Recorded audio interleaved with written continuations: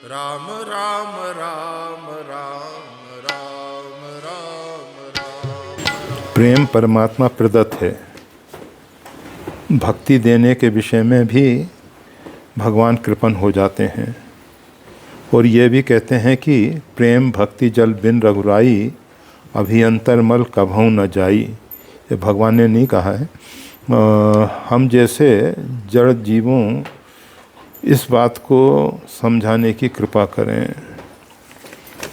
ये निर्विवाद सत्य है। प्रेम भक्ति जल बिन रघुराई, अभियंतर मल कभऊ न जाई। ये गुरु वशिष्ठ जी ने बहुत लंबे समय तक अपने जीवन में कर्मकांड किया है। गुरु वशिष्ठ जी साधारण महापुरुष नहीं हैं। ब्रह्मा जी के पुत्र हैं। ब्रह्मा जी के मानसिक पुत्रों में वशिष्ठ जी हैं और लंबे समय तक कर्मकांड किया है। ज्ञानियों में काफ़ी ऊंची कक्षा में स्थित हैं। योग वासिष्ठ ग्रंथ उनकी देन है, जो वैसे वशिष्ठ संहिता इत्यादि भी प्राप्त होती हैं। वशिष्ठ जी का बहुत अधिक साहित्य उपलब्ध है। मतलब वशिष्ठ जी एक अनुभवी महापुरुष हैं। लंबे समय तक उन्होंने अनेक प्रकार की मतलब ज्ञान कर्म उपासना 3 वेद मार्ग हैं जिससे जीव जो है परमात्मा तक पहुंच सकता है, आत्मज्ञान की प्राप्ति कर सकता है। जीव का जो सहज कल्याण है, स्वाभाविक कल्याण है, वो हो सकता है। तो वो जो वशिष्ठ जी हैं वो भगवान श्री राम से कहते हैं, प्रेम भक्ति जल बिन रघुराई, अभियंतर मल कभऊ न जाई। ये जीव जो है 84 लाख शरीरों में भटकता रहा है। उसके बाद कवहूँ की कर करना नर देही, भगवान कभी कृपा करके इसको मानव शरीर प्रदान कर देते हैं। भगवान की कृपा से ये मानव जीवन मिला है। मानव के समान कोई अन्य शरीर नहीं है। देवताओं को दुर्लभ है, सुर दुर्लभ। देवताओं को ये मानव शरीर दुर्लभ है। देवता भजन साधन करके निःश्रेयस की प्राप्ति नहीं कर सकते। वो प्रारब्ध भोग रहे हैं। अपना जो सत्कर्म है उसके द्वारा उन्होंने जो स्वर्ग इत्यादि की प्राप्ति की है उसका फल भोग रहे हैं। छीने पुण्य पुनः मृत्यु लोके विशन्ति। जब पुण्य छीन हो जाता है तो पुनः मृत्यु लोक में ही आना पड़ता है। मतलब एक ही शरीर है जो आत्मकल्याण और निःश्रेयस की प्राप्ति करा सकता है। उसमें सबसे बड़ी समस्या क्या है जीव के साथ? ये जो जन्म जन्मांतर के मलिन संस्कार हमारे अंदर जमे हुए हैं, वो हमेशा हमारे साधना में विघ्न बन जाते हैं। अधिकांश लोग भजन साधन करने बैठते हैं, कहते हैं कि माला करते समय, ध्यान करते समय, पूजा करते समय मन ज़्यादा चंचल होता है। वैसे मन सहज रूप में इतना चंचल नहीं होता, परंतु जब हम माला लेके बैठेंगे, जब हम ध्यान में उतरने की कोशिश करेंगे, हम ठाकुर जी की सेवा पूजा कर रहे हैं, उस समय संसार बहुत याद आ जाता है। और संसार के वो जो बीते हुए घटनाक्रम हैं या आने वाले जो आयोजन हैं, वो सब बीता हुआ कल और आने वाले कल, इस कल के विषय में हम सोचते रहते हैं। और जो व्यक्ति जब तक कल में जी रहा है, कलयुग और कुछ नहीं है, ये जो भूत और भविष्य का जो चिंतन है यही कली है। अगर आप बीता हुआ जो बीत गया, गतम न सोचम, जो बीत गया है वो तो बीत ही गया है, उससे कुछ प्रेरणा मिलती है तो ले लेनी चाहिए। जो आने वाला आया है ही नहीं, हम उसको सोच के अभी से परेशान होने लग जाते हैं। बच्चे का जन्म नहीं हुआ, बच्चे का पालन कैसे होगा, क्या होगा। अरे भाई, अभी उसका जन्म ही नहीं हुआ है, हम उसका क्या नाम रखेंगे, कैसे कपड़ों की तैयारी और अनेक अनेक प्रकार से सोचते रहते हैं। तो ये जो आगामी भविष्य है और बीता हुआ भूतकाल है, इसका जो चिंतन है, ये हमारे आप को परमात्मा से दूर कर रहा है। जो वर्तमान में जीना सीख गया वो ही परमात्मा के साथ जुड़ पाता है। हमको वर्तमान में जीना है, और वर्तमान की जो रेखा है वो इतनी सूक्ष्म है, इतनी सूक्ष्म है, कब हम उसमें प्रवेश करते हैं और कब उससे हम बाहर निकल जाते हैं, कहना कठिन है। जब तक हम बोल रहे हैं उतने मात्र में बहुत कुछ भूतकाल में चला गया है, और जो भविष्य है वो वर्तमान में आके खड़ा होके वो भी भूतकाल में चला जा रहा है। तो इसकी रेखा बहुत सूक्ष्म है वर्तमान की, और वर्तमान में जीना बहुत कठिन है। और कठिनता के पीछे कारण क्या है? भूत और भविष्य का चिंतन। और वो चिंतन कहाँ से आता है? ये मन जो है ना, मर गया शरीर, मन नहीं मरता, माया मरी न मन मरा, कह गए दास कबीर। ये मन मरता नहीं। कितने हम शरीर बदलते रहें, परंतु ये मन जो है हमारा वही का वो है। अब इस मन में वो संचित जो जन्म जन्मांतर के संस्कार हैं वो सब अंकित हैं, कब कौन सा उभर आएगा। तो गुरु वशिष्ठ जी ने यही बताया कि प्रेम भक्ति जल बिन रघुराई, अभियंतरमल कभू न जाई। आप जैसे एक बोतल है, स्याही की बोतल है, वो उसमें स्याही सूख गई है। अब उसमें आप जब निर्मल पानी डालोगे, स्वच्छ जल डालोगे, तो क्या होगा कि वो नीली स्याही बाहर आ जाएगी हमेशा। और कब तक आती रहेगी? जब तक बोतल साफ नहीं होगी, जब तक वो पात्र साफ नहीं होता। हमारे यहाँ अंतःकरण शुद्धि पे जो इतना जोर दिया जाता है, हमारा अंतःकरण शुद्ध साफ हो। जैसे ये कांच जो हैं, अगर ये बिल्कुल साफ हों तो सूर्य का प्रकाश जैसे का वैसा अंदर आ जाता है। अगर इस पे धूल जमी हुई है तो वो प्रकाश धूमिल हो जाता है। अगर इस पे एक पीले रंग की फिल्म चिपका दी जाए, नीले रंग की, हरे रंग की, कोई भी, तो प्रकाश नीला पीला हरा दिखाई देने लग जाता है। कांच माध्यम है, सूर्य का प्रकाश जो है जैसा है, इसी प्रकार से हमारा अंतःकरण माध्यम है जिसमें परमात्मा का संदेश हम सुन सकते हैं। सतयुग में क्या था? कृतयुग सब योगी विज्ञानी। सतयुग में सब योग विज्ञान में प्रवृत्त रहते थे और अपने अंतरात्मा की आवाज़ सुनते थे, और सब स्वतंत्र थे। स्वतंत्र मतलब जैसे लोकतंत्र में, प्रजातंत्र में प्रजा का शासन है, लोकतंत्र में लोकशाही है, राजतंत्र में राजा का शासन है। इसी प्रकार से स्वतंत्र में अपना शासन है। व्यक्ति स्वयं अनुशासित होता था, उसको किसी बाहर के अनुशासन की जरूरत नहीं थी, उसको किसी दंड की जरूरत नहीं, किसी संहिता की जरूरत नहीं। ये तो समय के अनुसार संहिताएं तैयार हुई, समय के अनुसार दंड नीति इत्यादि आई कि सही रास्ते पे मानव को कैसे ले चलना है, उसके लिए सब व्यवस्थाएं हुई। तो ये सब जब तक अंतःकरण शुद्ध नहीं होता, भगवान शंकर ने कहा कि देखो परमात्मा श्री राम सबके हृदय में बैठे हुए हैं, परंतु मुकुर मलिन और नयन विहीना, राम रूप देखें किम दीना। वे बेचारे दया के पात्र, जिनका हृदय रूपी दर्पण विषय रूपी काई से आच्छादित है, वो उसमें अपना छवि नहीं देख सकते। अगर दर्पण साफ हो जाए फिर दृष्टि की जरूरत होती है। नयन विहीना, हम सबकी बहुत दयनीय स्थिति है। हम सब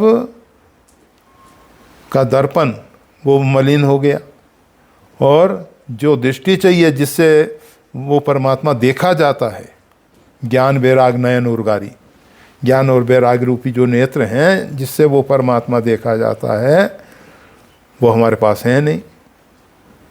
वैसे सरल उपाय तो एक गोस्वामी तुलसीदास जी ने कह दिया है, श्री गुरु चरण सरोज रज निज मन मुकुर सुधार। अपने हृदय रूपी दर्पण को सुधारने के लिए, साफ स्वच्छ करने के लिए श्री गुरु पद रज, गुरुदेव के चरण कमल की जो रज है उससे निज मन मुकुर सुधार। परंतु नहीं सुधार पा रहे हम। गुरु भी प्राप्त हैं, गुरु के चरण कमल की रज भी प्राप्त है, फिर भी हम नहीं सुधार पा रहे हैं अभी तक। और श्री गुरु पद नख मनगन ज्योति सुमरत दिव्य दृष्टि ये होती। ये दोनों कार्य जो नयन विहीना और हृदय रूपी मुकुर में जो काई लगी हुई है, इन दोनों की निवृत्ति गुरु के अधीन हो गई। परंतु हम गुरु से जो लाभ लेना चाहिए वो नहीं ले पाते हैं। हम संतों के पास जाते हैं, गुरुदेव के पास जाते हैं, तो अपने वो संसार को लेके जाते हैं, सांसारिक वासनाओं को लेके जाते हैं। हम आत्मकल्याण के लिए नहीं जाते, और बस वहाँ हमारी चूक हो जाती है। तो ये जो हृदय रूपी दर्पण है, इसके साफ हुए बिना अपने अंतरस्थ परमात्मा को हम नहीं देख सकते हैं। और उस परमात्मा को देखने के लिए सबसे पहला कार्य हृदय रूपी दर्पण साफ स्वच्छ होना चाहिए। प्रेम भक्ति जल बिन रघुराई अभियंतर मल कबहू न जाई। ये शब्द कह रहा है कबहू, मतलब इसके अतिरिक्त कोई नान्या उपाय, कोई उपाय है ही नहीं। केवल एक ही उपाय है, प्रेम भक्ति, प्रेमा भक्ति। और प्रेमा भक्ति, ये प्रेम जो है, जैसा ऊपर कहा गया कि प्रेम न बाड़ी उपजे प्रेम न हाट बिकाए, राजा प्रजा जो रुचे शीश दिए ले जाए।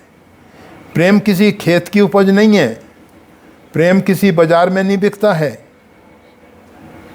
राजा प्रजा जो रुचे, जिसकी इसमें रुचि हो, जो इसके प्रति आकांक्षावान हो, जिसके हृदय में इसके पाने की अभिलिप्सा हो, वो बस शीश दिए ले जाए।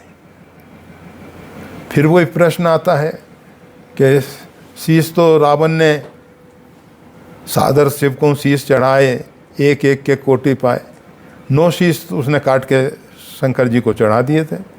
बहुत से राक्षस ऐसे हुए हैं जिन्होंने अपना सिर काट के शंकर जी को, आदिशक्ति भगवती जगदम्बा को समर्पित किया है। और भगवती का भी एक छिन्न मस्ता रूप है, मस्तक उसका छिन्न है। तो ये अगर मस्तक से, इस मस्तक से देने से प्रेम मिल जाता तो प्रेम सस्ता हो जाता। शीश दिए जो प्रेम मिले तो भी सस्ता जान, तो बहुत सस्ता सौदा हो गया। खड्ग उठाया और अपने हाथ से नहीं हो सकता, हम बुजदिल हैं, कमज़ोर हैं, तो कोई दूसरे को लगा लिया। वो आता है ना भगवान शंकराचार्य के जीवन में, एक कपाली, ये तांत्रिक भगवान शंकराचार्य के पास पहुंचा। भगवान शंकराचार्य से कहा कि भगवान आप तो कहते हैं जगत मिथ्या। हाँ बिल्कुल सही बात है, जगत मिथ्या है। कहा फिर तो ये बोलने वाला शरीर और ये सब अनित्य हैं, इसमें आपको मोहासक्ति का प्रश्न ही नहीं है। कहा बिल्कुल नहीं है। कहा तो मेरे को आप अपना सिर दे दीजिए, मेरी साधना हो जाएगी पूरी। मेरे को एक कपाल की जरूरत है और आप जैसे ज्ञानी महापुरुष का सिर मिल जाए। उन्होंने कहा ठीक है, मैं ध्यान में बैठूंगा, ध्यान के समय में शरीर जो है उससे बाहर होऊंगा, तुम जो चाहो इस शरीर का कर लेना। भगवान शंकराचार्य ध्यान अवस्थित बैठे हैं, वो खड्ग लेके पहुंच गए। अब प्रकृति को तो महापुरुषों को रखना है, क्योंकि ऐसे महापुरुष पृथ्वी के लिए आभूषण है, पृथ्वी के लिए मतलब आवश्यकता है। ऐसे महापुरुषों के बिना पृथ्वी भूभार सहन नहीं कर सकती है, क्योंकि रावण जैसे आताताई पापी दुष्टों की संख्या कम नहीं है, और एक रावण मरता है, सहस्त्र रावण पैदा होते हैं। वो सहस्त्रमुखी रावण को यही वरदान प्राप्त था, एक रावण का सिर गिरेगा तो सहस्त्र मुख वाले रावण पैदा और हो जाएंगे। तो प्रकृति को में विक्षोभ हुआ जब उसने खड्ग उठाया भगवान शंकराचार्य के ऊपर। तो प्रकृति में तो सब शक्ति है ही, परमात्मा की प्रकृति है।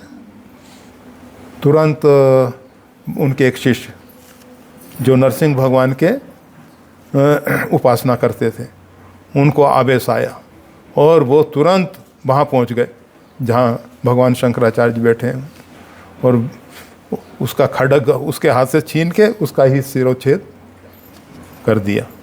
तो कहने का मतलब यह है कि सिर देना भी इतना सरल नहीं है। भगवान शंकराचार्य तो तैयार थे देने के लिए, परंतु ये शरीर जो है प्रारब्ध पे खड़ा हुआ है, इसका सिर उतार देना भी समय से पहले एक क्षण के लिए भी हम शरीर नहीं त्याग सकते। शरीर मतलब जब समय आएगा तभी इसका प्रारब्ध पूरा होगा। तो ये शरीर का जो सिर है, ये देना एक बार सरल हो सकता है, फिर भी इससे प्रेम की प्राप्ति हो जाएगी ये निश्चित नहीं है।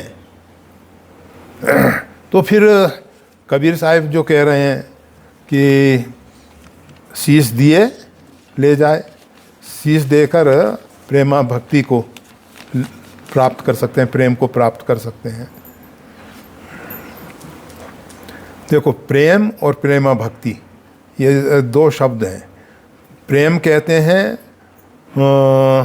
जो अनिर्वचनीय है, जिसके विषय में बहुत व्याख्याएं हो रही हैं, और भक्ति कहते हैं जिससे परमात्मा से अलग नहीं होना। तो वो प्रेमा भक्ति है जिससे हम परमात्मा के साथ सही अर्थों में जो प्रेम है उससे हम जुड़ जाते हैं। और वो जो जल है वो कब मिलेगा, कैसे मिलेगा, उसके लिए हमारे पास समस्या है। हमारे पास साधन बहुत हैं, जप तप व्रत संयम नियम ये सब बहुत साधन है, परंतु इन सब कर फल हरि भक्ति भवानी। इन सब का जो फल है वो भगवान की भक्ति है। और जब जप तप नियम अनुष्ठान इत्यादि सब करते करते, वैसे भक्ति स्वतंत्र है, ये बात अपने आप में सही है, ऐसा नहीं है कि भक्ति परतंत्र है, परंतु फिर भी जीव जब ये सब करते करते थक जाता है, उसका अंदर का अभिमान टूट जाता है, गलित हो जाता है, उसको लगता है कि मैं कुछ नहीं कर सकता। इतना जप करें, जैसे भगवान बुद्ध ने बहुत साधना की, और इतनी साधना की कि शरीर एक अस्थि मात्र हो गया। शरीर में उतनी भी ताकत नहीं रही कि ये उठ के जैसे रोज स्नान इत्यादि कर लेते थे, स्नान इत्यादि करके ध्यान में बैठ जाते थे, तो उतनी भी ताकत नहीं थी। जाते हैं स्नान करने के लिए, रास्ते में गिर जाते हैं, और एक सुजाता नाम की लड़की जो गांव के प्रधान की बच्ची थी, वो देवता के लिए, वन देवता के लिए मनौती की थी, तो वो दूध लेके जा रही थी कि उस देवता को, वन देवता को चढ़ाया जाए। उसने देखा कि भिक्षु पड़ा हुआ है,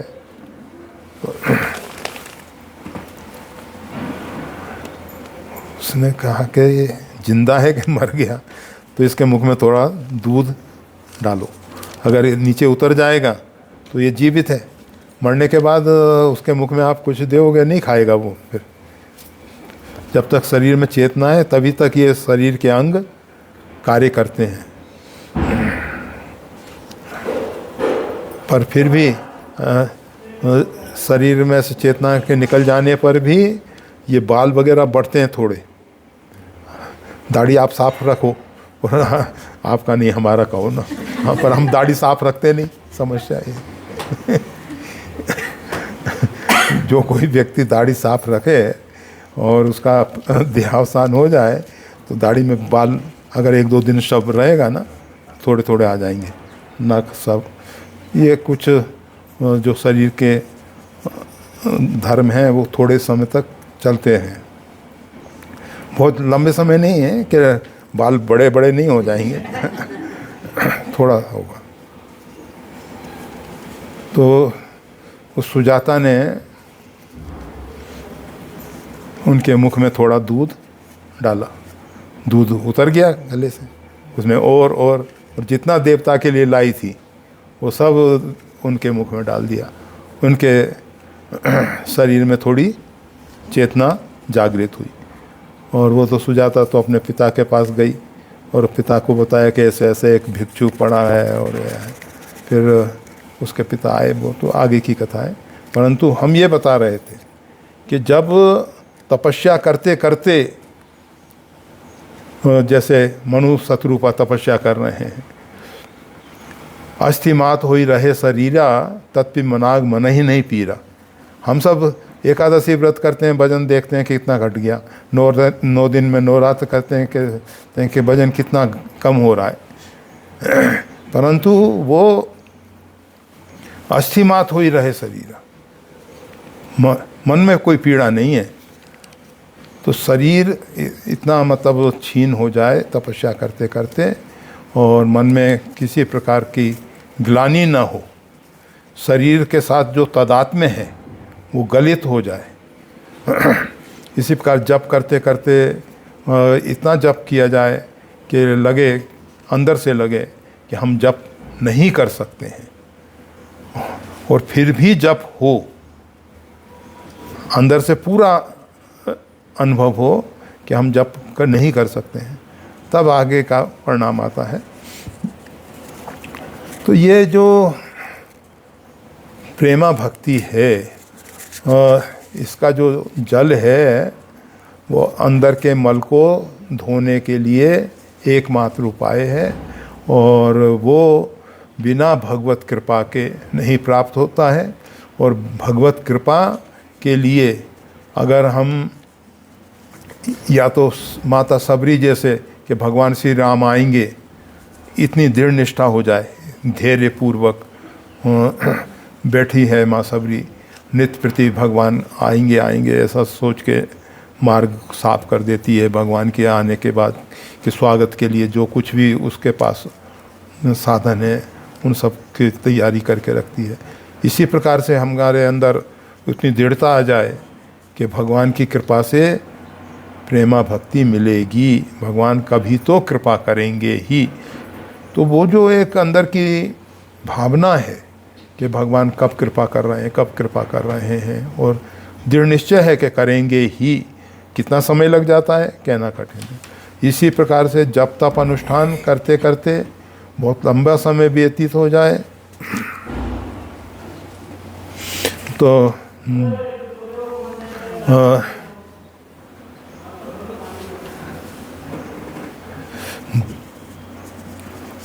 और अंदर से अनुभव हो के ना हम किया ना करेंगे, जो कुछ किया सो राम, बस उसी समय ये भगवान की कृपा से प्रेम प्राप्त हो जाएगा, उसी समय प्रेम प्राप्त हो जाएगा। जब हमारा अंदर का कर्तृत्व अभिमान टूट जाएगा। वो इतना सरल नहीं है, परंतु करने से टूटेगा वो। या तो फिर वैसी निष्ठा हो जैसे माता सबरी के विषय में कहा गया, उस प्रकार की निष्ठा हो, और बस जब ऐसी स्थिति हो जाएगी तो भगवान कृपा कर देते हैं। वैसे भगवान ने जो कहा है, मन क्रम वचन छाड़ चतुराई, भजत कृपा करिए रघुराई, तो ये हमारी चतुराई छूट जाए चतुराई और कुछ नहीं है, हमारा जो कर्तृत्व अभिमान है, अहंकार है, यही छूट जाए, वो टूट जाए, गलित हो जाए, तो बस भगवान की कृपा ही कृपा है। तो इसमें हम जैसे जड़ जीवों को इस बात को समझाने की कृपा करें। मूर्ख हृदय न चेत, जो गुर मिले मिलन सब। हम जैसे जड़ जीव सठ सुधरई सत्संगत पाई, सठ सुधर जाता है सत्संग के द्वारा, परंतु मूर्ख हृदय न चेत, जो गुरु मिले मिलन सब। अगर ब्रह्मा के सदृश भी गुरु मिल जाएं, जो ज्ञान का भंडार है, चारों मुख से उनके वेदों की ध्वनि होती है, वेद निश्चित हुए हैं, तो वो भी मतलब ज्ञान का अथाह खजाना, जिसकी कोई था नहीं है, ऐसा खजाना ब्रह्मा जी हैं, और वो भी हमको प्राप्त हो जाए, तब भी मूर्ख हृदय न चेत। क्यों? क्योंकि जो जानबूझ करके अपराध कर रहा है, उसको समझाना बहुत कठिन है। रावण प्रत्यक्ष देख रहा था कि कुंभकर्ण, मेघनाद ये साधारण नहीं थे, इनको मार देने वाला कोई साधारण नहीं हो सकता। खरदूषण तो मारे गए, ठीक है, परंतु खरदूषण से भी अधिक मेघनाद का वध जब सब ऋषियों ने आके अगस्त जी के साथ भगवान श्री राम को बताया कि ये जो आपने रावण का वध किया, ये उतना कठिन नहीं था। मेघनाद का वध जो है ना, बहुत कठिन था। मेघनाद ऐसा साधारण रूप में नहीं मारा जा सकता था, और वास्तविकता यही है, मेघनाद केवल कुसंग के कारण मारा गया।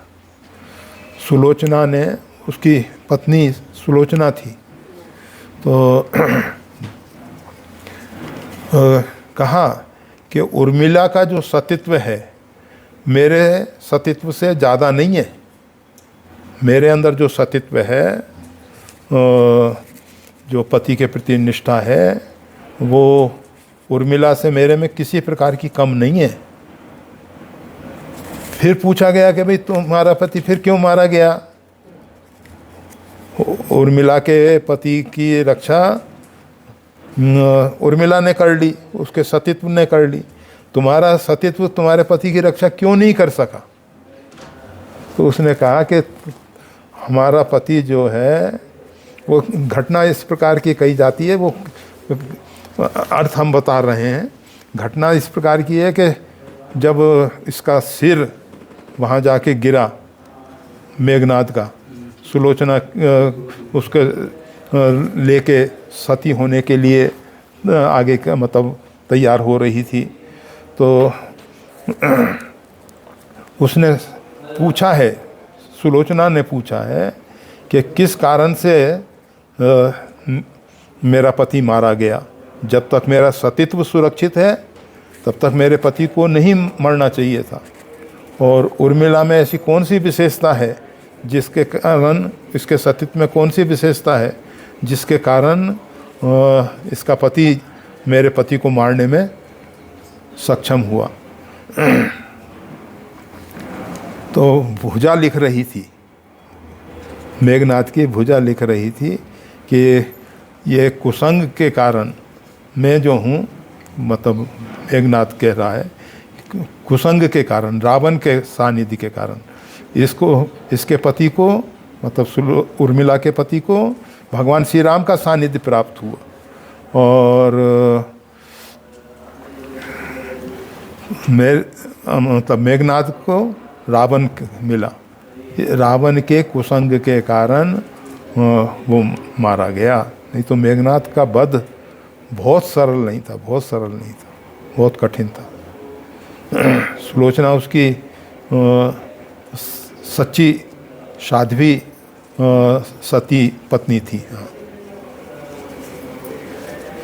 ठीक है, तो हम जैसे जड़ जीव को समझाने की कृपा करें।